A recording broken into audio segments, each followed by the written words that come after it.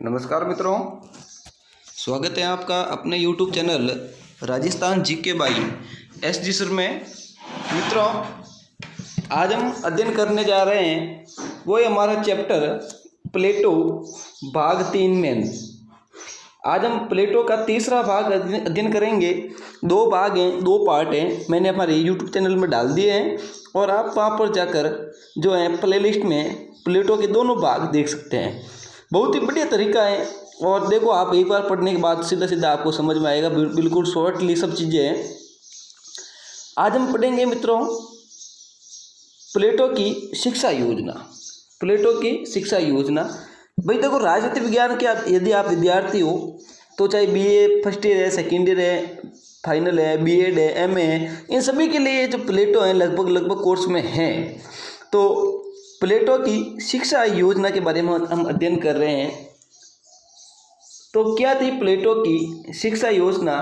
तो प्लेटो ने, ध्यान देना विद्यार्थियों, प्लेटो ने शिक्षा को 2 भागों में बांटा। प्लेटो ने शिक्षा को कितने भागों में बांटा? 2 भागों में बांटा। पहली थी सैद्धांतिक शिक्षा और दूसरी थी व्यवहारिक शिक्षा। यानी प्लेटो ने शिक्षा को 2 भागों में बांटा। पहली सैद्धांतिक शिक्षा, दूसरी व्यावसायिक शिक्षा या व्यवहारिक शिक्षा। सैद्धांतिक शिक्षा को प्लेटो ने 2 भागों में बांटा। सैद्धांतिक शिक्षा को भी प्लेटो ने कितने भागों में बांटा? 2 भागों में बांटा। पहला था प्राथमिक शिक्षा, दूसरी उच्च शिक्षा। प्राथमिक शिक्षा में 7 से 18 वर्ष तक संगीत व व्यायाम की शिक्षा दी जानी चाहिए और 18 से 20 की उम्र तक सैनिक शिक्षा होनी चाहिए, वो थी उच्च शिक्षा। इस प्रकार प्लेटो ने शिक्षा को 2 भागों में बांटा। पहली थी सैद्धांतिक शिक्षा, दूसरी थी व्यवहारिक शिक्षा। सैद्धांतिक शिक्षा को 2 भागों में, प्राथमिक शिक्षा व उच्च शिक्षा में बांटा था। अब उच्च शिक्षा में 20 से 30 वर्ष के मध्य अंक गणित, रेखा गणित, मनोविज्ञान व दर्शन शास्त्र की तथा 30 से 40 वर्ष के मध्य द्वंद्व की शिक्षा जो दी जानी चाहिए थी। व्यवहारिक शिक्षा 35 से 50 वर्ष के मध्य दी जानी चाहिए। अब प्लेटो ने बताया कि जो प्राथमिक शिक्षा 7 से 18 वर्ष की जो अवस्था में संगीत व जो व्यायाम की शिक्षा दी जानी चाहिए और फिर प्राथमिक शिक्षा के अंदर ही 18 और 20 वर्ष की उम्र में सैनिक शिक्षा भी होनी चाहिए। फिर उस शिक्षा के बारे में उसने बताया, उच्च शिक्षा के बारे में, कि 20 से 30 वर्ष के मध्य अंक गणित, रेखा गणित, मनोविज्ञान व दर्शन शास्त्र की तथा 30 से 40 वर्ष के मध्य द्वंद्व की शिक्षा दी जानी चाहिए और जो व्यवहारिक शिक्षा है 35 से 50 वर्ष की अवस्था में दी जानी चाहिए। आगे बढ़ते हैं। ये तो थी जो है प्लेटो की जो शिक्षाओं का योजना थी, किस प्रकार शिक्षा देनी चाहिए थी। प्लेटो व्यायाम संगीत का व्यापक अर्थ जो है, व्यायाम संगीत का व्यापक अर्थ बताता है कि भाई जो व्यायाम का तात्पर्य केवल शारीरिक कसरत नहीं बताता है, इसमें शौर्य, वीरता, राष्ट्रीय भावना भी सम्मिलित है। अब प्लेटो ने कहा है कि भाई जो व्यायाम का अर्थ केवल शारीरिक जो कसरत ही नहीं है, योग की कोई व्यायाम नहीं है, कसरत कोई व्यायाम नहीं है, इसमें शौर्य, वीरता का पराक्रम और राष्ट्रीय की भावना भी व्यायाम के अंतर्गत सम्मिलित है। और संगीत का भी वह व्यापक अर्थ बताता है जिसमें वह अनेक कलाओं को भी सम्मिलित करता है। अब संगीत में केवल एक ही कला नहीं, अनेक कलाओं को भी उसने संगीत में जो है सम्मिलित किया है। द्वंद्व व दर्शन की शिक्षा 30 से 35 वर्ष की आयु में दी जाएगी। मुरे के शब्दों में द्वंद्व दर्शन प्रौढ़ का विषय है, युवावस्था का नहीं। अब मुरे नामक विद्वान ने जो इसकी आलोचना करते हुए कहा कि भाई ये तो जो द्वंद्व दर्शन नामक शिक्षा है जो प्रौढ़ अवस्था का विषय है, युवावस्था का नहीं है। फिर है प्लेटो की शिक्षा में अनेक कमियां हैं, इसमें उत्पादन वर्ग भी शामिल नहीं किया गया है। अब जो प्लेटो की शिक्षा में अनेक कमियां हैं, जिसमें पहली कमी तो है जो उत्पादक वर्ग है, कोई वस्तुओं को उत्पाद करता है, उत्पादक वर्ग को शामिल नहीं किया गया है। परंतु इसका महत्व यह है कि इसमें स्वांगीण विकास पर ही बल दिया गया है। अब आगे बढ़ते हैं। तो मित्रों अभी हमने जो प्लेटो का जो शिक्षा की योजना हमने पढ़ ली थी, कैसी शिक्षा थी, व्यवहारिक शिक्षा थी, सैद्धांतिक शिक्षा थी, फिर किस किस प्रकार शिक्षा को कितने कितने भागों में बांटा गया था। सैद्धांतिक शिक्षा को 2 भागों में बांटा गया था, उच्च शिक्षा और जो है प्राथमिक शिक्षा। तो मित्रों अब हम शिक्षा के बारे में पढ़ लिया, अब हम पढ़ेंगे प्लेटो का साम्यवाद। देखो मित्रों एक एक बिंदु को ध्यान से सुनिएगा और सभी बिंदुओं को जो है नोट करते रहिएगा, क्योंकि भाई ये चैप्टर ऐसा है कि समझ में आना बहुत मुश्किल है, बहुत ही टफ पड़ता है ये चैप्टर। तो आप इनको एक एक बिंदु को ध्यान से सुनिएगा। मैं आपको एक दावा करता हूँ कि भाई आप यूट्यूब का कोई भी चैनल खोल लीजिए, इतना विस्तार से कोई आपको नहीं बताएगा जितना विस्तार से मैं आपको प्लेटो बता रहा हूँ। प्लेटो अपनी पुस्तक रिपब्लिक में त्याग की स्थापना के लिए साम्यवाद के सिद्धांत को महत्वपूर्ण मानता है। प्रश्न ये बनता है प्लेटो ने साम्यवाद को सिद्धांत की महत्ता को क्यों माना? क्योंकि त्याग की स्थापना के लिए उसने साम्यवादी सिद्धांत को महत्वपूर्ण माना। किस में लिखा गया है? रिपब्लिक में। साम्यवाद को शिक्षा का पूरक सिद्धांत है। प्लेटो ने बताया कि भाई साम्यवाद शिक्षा का पूरक सिद्धांत है। प्लेटो ने माना कि साम्यवाद शिक्षा का जो पूरक सिद्धांत है। प्लेटो का कहना है कि शिक्षा में तो सद्गुण पैदा किए हैं। अब प्लेटो का कहना है कि भाई शिक्षा जो सद्गुण पैदा किए हैं, भाई शिक्षा वही है जो सद्गुण पैदा कर सके, वह विपरीत वातावरण में जो नष्ट हो सके। अतः उचित वातावरण में स्थापना के लिए साम्यवाद की अवधारणा है। प्लेटो का साम्यवाद भी जो कि भांति अभिभावकवाद के लिए भी है। अब जो प्लेटो का जो साम्यवाद है उसी की भांति ये साम्यवाद जो केवल अभिभावक के लिए भी है। अब है प्लेटो 2 प्रकार के साम्यवाद की चर्चा करता है। अब प्लेटो ने कितने प्रकार के साम्यवाद की चर्चा की है?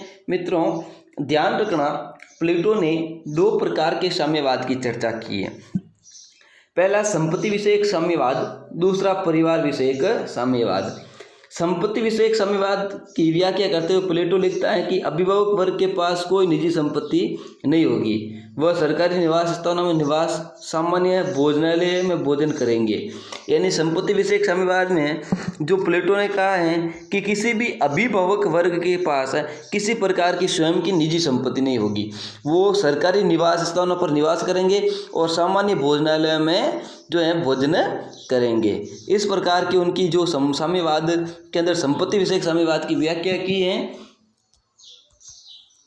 अब चलो कोई बात नहीं, प्लेटो ने संपत्ति विषयक साम्यवाद की जो व्याख्या तो कर दी, परंतु भाई क्या इसके कुछ फायदे हैं? तो प्लेटो के संपत्ति विषयक साम्यवाद, प्लेटो का संपत्ति विषयक साम्यवाद। अब प्लेटो संपत्ति विषयक साम्यवाद के निम्न लाभ है। प्लेटो के जो संपत्ति विषयक जो साम्यवाद के क्या क्या लाभ हैं वो देखिए। कर्म व चिंतन की एकता, इसमें कर्म व चिंतन की एकता कायम होती है। केवल और केवल जितना अच्छा उचित काम होगा उतनी उसकी जो है क्या नाम योग्यता होगी।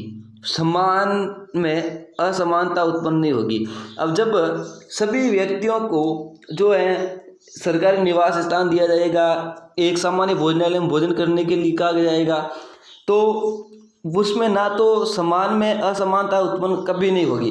यानी असमानता जैसे भेदभाव वाली घृणा होगी नहीं। राज्य में संघर्ष नहीं होगा।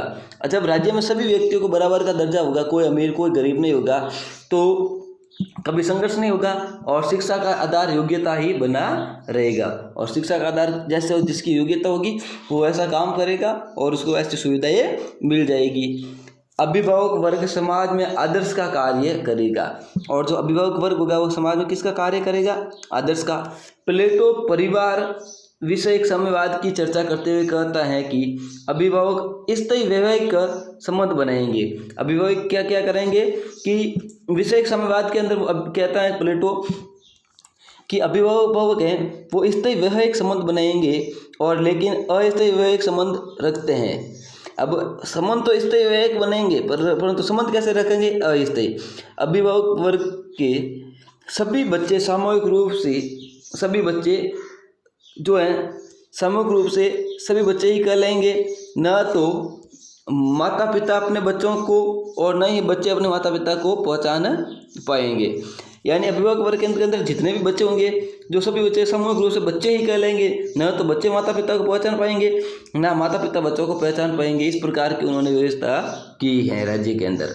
आगे बढ़ते हैं।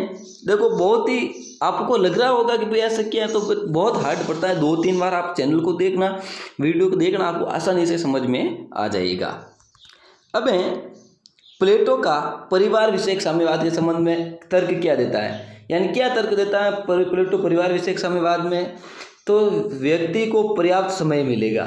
व्यक्ति को पहला क्या है कि भाई जब वो सभी परिवार के बंधनों से मुक्त होगा, अभी बच्चे अपने पिता को नहीं पहचान पाएंगे, पिता अपने बच्चों को नहीं पहचान पाएगा, तो व्यक्ति को जो पर्याप्त समय मिलेगा। और जो परिवार के अंदर कलह होता है, वो संघर्ष होता है, वो क्या हो जाएगा, खत्म हो जाएगा। तीसरा, अभिभावक वर्ग आसानी से जनसंख्या नियंत्रण कर सकेंगे। और अभिभावक वर्ग क्या करेंगे कि आसानी से जनसंख्या को भी क्या कर रखेंगे, नियंत्रित रखेंगे। कि भाई उसको क्या करना, भाई बच्चे पैदा करने ये तो नहीं, भाई पहचानना है, कोई चीज़ ऐसी है ही नहीं, तो बच्चे पैदा करने में क्या मतलब ज़्यादा। तो इस प्रकार से जनसंख्या भी उसकी क्या रहेगी, नियंत्रित रहेगी। श्रेष्ठ संतान की प्राप्ति होगी और समाज में समानता का संचार होगा।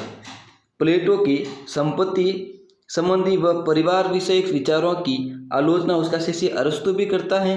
अब जो प्लेटो के संपत्ति संबंधी विषय की और परिवार संबंधी विषय की आलोचना उसका शिष्य अरस्तु भी करता है। जैसा कि अभी हमने देखा, प्लेटो की जो संपत्ति संबंधी व परिवार विषयक संबंधी जो विचार थी, उसकी आलोचना उसके शिष्य अरस्तु ने भी की। अब अरस्तु ने जो है प्लेटो का संपत्ति संबंधी व परिवार विषयक संबंधी जो विचार था, उसकी आलोचना की। और आलोचना का तर्क देते हुए कहता है कि जो संपत्ति की भावना उदारता लाती है। संपत्ति की भावना क्या लाती है भाई, उदारता लाती है। और संपत्ति विषयक साम्यवाद उदारता समाप्त हो जाती है। अब अरस्तु ने तर्क का खंडन करते हुए कहा है कि भाई संपत्ति की भावना उदारता लाती है, ठीक है, परंतु संपत्ति विषयक साम्यवाद उदारता, मतलब जो संपत्ति विषयक साम्यवाद है, उससे उदारता क्या हो जाती है, व्यक्ति की समाप्त हो जाती है। दूसरा तर्क बताया, खंडन करते हुए कहा है कि भाई संपत्ति संबंधी साम्यवाद से समाज की प्रगति रुक जाएगी। यदि साम्यवाद, संपत्ति संबंधी साम्यवाद होगा तो निश्चिंत ही जो व्यक्तियों को संपत्ति से मोह नहीं रहेगा, और इस मोह नहीं रहेगा तो मोह के कारण व्यक्ति मेहनत कम करेंगे, जिससे समाज की प्रगति रुक जाएगी। तो इस प्रकार जो है प्लेटो ने उसका खंडन किया। दो बातों से जो है खंडन किया अरस्तु ने प्लेटो के जो संपत्ति समय जो विषयक साम्यवाद का खंडन किया। परिवार विषयक साम्यवाद की आलोचना करते हुए अरस्तु कहता है कि प्लेटोवादी पुत्र से अच्छा है निकट संबंधी। यानी प्लेटोवादी पुत्र से तो अच्छा है निकट संबंधी। वो परिवार विषयक साम्यवाद की आलोचना करते हुए उन्होंने ये कथन कहा। प्रश्न बनता है कि यह कथन किसका है, प्लेटोवादी पुत्र से अच्छा निकट संबंधी है। तो ये कथन है अरस्तु का। श्रेष्ठ संतान पशु जगत पर लागू होती है, और जो ये श्रेष्ठ संतान होती है वो पशु जगत पर भी लागू होती है। उपयुक्त कथनों के बावजूद भी प्लेटो के साम्यवाद का प्रभाव आज विभिन्न समाजों में देखा जा सकता है, और विभिन्न देशों के अंदर भी आप देख सकते हो। पश्चिमी देशों के अंदर भी कई देश है जहाँ पर जो है इस साम्यवाद को जो देखा जाता है। अब आगे बढ़ते हैं कि भाई जो प्लेटोवाद और फास्यवाद के अंदर अंतर देख लेते हैं कि भाई प्लेटोवाद और फास्यवाद में क्या अंतर है। तो देखो, प्लेटोवाद जो विवेकवाद पर आधारित है। प्लेटोवाद किस पर आधारित है, विवेकवाद पर आधारित है, जबकि फास्यवाद विवेक विरोधी है। प्लेटोवाद नैतिकता पर आधारित है, जबकि फास्यवाद नैतिकता विरोधी है। प्लेटोवाद साम्यवाद का समर्थक है, जबकि फास्यवाद जो है साम्यवाद का विरोधी है। फिर अगला है आत्मनिर्भर नगर राज्य। जो प्लेटोवाद है वो आत्मनिर्भर नगर राज्य का समर्थन करता है, जबकि फास्यवाद साम्राज्य विस्तारवादी यानी साम्राज्यवाद का समर्थन करता है। अब प्लेटोवाद जो है शांतिवाद है, जबकि फास्यवाद उग्रवादी है। प्लेटोवाद में संयम है, जबकि फास्यवाद में दमन है। प्लेटोवाद मानवतावादी है, जबकि फासीवाद है जो मानवता विरोधी है। ये था प्लेटोवाद और फासीवाद में अंतर। अब आगे बढ़ते हैं, अगला बिंदु क्या कहता है। तो देखो मित्रों, एक एक चैप्टर को मैं आपको सही क्लियर करवा रहा हूँ, तो वीडियो को पूरा देखें और सब्सक्राइब जरूर कर दें ताकि मुझे भी जो मोटिवेट मिलता रहे। अब लास्ट बिंदु है साम्यवाद व आधुनिक साम्यवाद में तुलना। अब जो प्लेटो का जो साम्यवाद है, प्लेटो का साम्यवाद और आज का जो आधुनिक साम्यवाद है उसके अंदर तुलना की गई है। यदि हम प्लेटो के साम्यवाद व आधुनिक साम्यवाद यानी मार्क्सवाद दोनों में समानता देखें तो दोनों की तुलना में समाज को महत्वपूर्ण मानते हैं। अब दोनों ही जो है आधुनिक साम्यवाद और प्लेटो वाला जो साम्यवाद, दोनों ही समाज को जो महत्वपूर्ण मानते हैं, कर्तव्य पालन पर बात करते हैं और दोनों ही कर्तव्य पालन पर बात करते हैं। इन्हीं समानताओं के कारण मेसी ने कहा है कि प्लेटो प्रथम आधुनिक साम्यवादी है। अब उक्त कथन किसका है कि प्लेटो प्रथम आधुनिक साम्यवादी है? ये कथन है मेसी का। किसका है? मेसी का। यदि प्लेटो आज जीवित होता तो इस नैतिक जगत में उसका स्वागत जो है स्टालिन व लेनिन की भांति होता, परंतु प्लेटो के साम्यवाद व आधुनिक साम्यवाद का जो सूक्ष्म अध्ययन करें तो पता चलता है कि दोनों में आधारभूत अंतर है। अब वैसे तो अंतर नहीं है, जैसे मान लो दोनों जो है कर्म पर बल देते हैं, दोनों कर्तव्य पालन पर बल देते हैं, दोनों ही समाज को महत्वपूर्ण मानते हैं, फिर भी कुछ कुछ क्षेत्रों में उसके अंदर अंतर है। पहला है प्लेटो का साम्यवाद और आधुनिक साम्यवाद या मार्क्सवाद। अब देखते हैं हम, प्लेटो का साम्यवाद का जो उद्देश्य है राजनीतिक है। क्या है? राजनीतिक है, जबकि इसका आधुनिक साम्यवाद का उद्देश्य आर्थिक समानता है। प्लेटो परिवार और संपत्ति विषयक जो है साम्यवाद का समर्थन करता है, जबकि आधुनिक जो है केवल और केवल संपत्ति विषयक साम्यवाद का समर्थन करता है। फिर प्लेटो उत्पादक और उपभोग दोनों का समर्थन करता है, जबकि आधुनिक साम्यवाद है जो केवल और केवल उत्पादन का समर्थन करता है। तो मित्रों, अभी आपको एक बात और बता दूं कि आप देख रहे हैं हमारा YouTube channel Rajasthan GK by SD sir. इसको आपने अभी तक सब्सक्राइब नहीं किया, सब्सक्राइब कर दें। अब जो प्लेटो का जो साम्यवाद है वो केवल अभिभावक वर्ग के लिए साम्यवाद है, इसलिए नेटलशिप प्लेटो के साम्यवाद को अर्ध साम्यवाद कहता है। अब प्रश्न पड़ता है किसने जो है प्लेटो के साम्यवाद को अर्ध साम्यवाद का? वो कहा था नेटलशिप ने प्लेटो के साम्यवाद को अर्ध साम्यवाद यानी आधा साम्यवाद का, जबकि जो आधुनिक साम्यवाद है मार्क्सवादी है वो सभी वर्गों में साम्यवाद करते हैं।